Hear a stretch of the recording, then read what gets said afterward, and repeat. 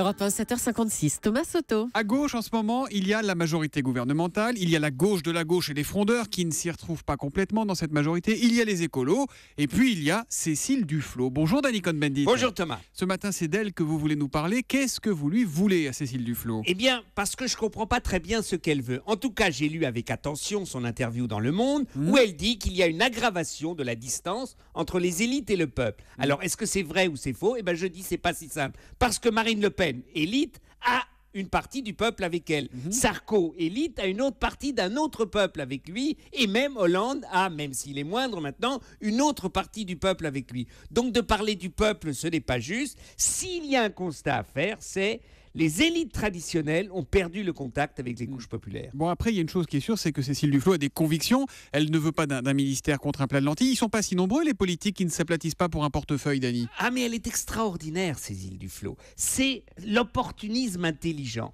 Vous voyez, par exemple, elle fait un brûlot contre Manuel Valls et donc un peu contre Hollande. Puis après quelques mois, elle fait un tango avec Mélenchon. Et puis tout d'un coup, elle est à Tunis. Et là, à Tunis, comme par hasard, elle est dans la surface de réparation. Hollande la voit, la prend dans son avion. Et comme par hasard, elle discute avec Delanoë et avec je ne sais qui, avec François Hollande. Et comme par hasard, tout Paris le sait parce qu'elle n'arrête pas de le raconter. Et on apprend même qu'elle a souvent Hollande au téléphone. Bon, mais comment François Hollande et Manuel Valls, avec qui le courant ne passe pas du tout, avec le Premier ministre, doivent la gérer, doivent traiter le cas Duflot?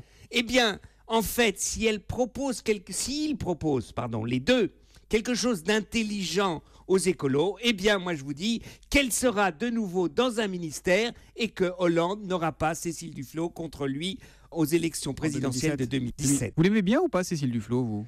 Moi, je l'aime bien, elle est très émotionnelle et en même temps, c'est ce que j'avais dit tout à l'heure, cet opportunisme intelligent est quand même déroutant. Parce qu'elle veut être toujours au centre du jeu. C'est ça. Alors, vous allez me dire, un politique, qu'est-ce qu'il veut? Être au centre du jeu. Mais des fois, il y a un côté quand même très désagréable. Arriver à dérouter Dany Cohn-Bendit, c'est pas donné à tout le monde. L'humeur de Dany tous les matins à 8h moins 5 sur Europe 1. À demain, Dany. À demain, Thomas. Bonne journée.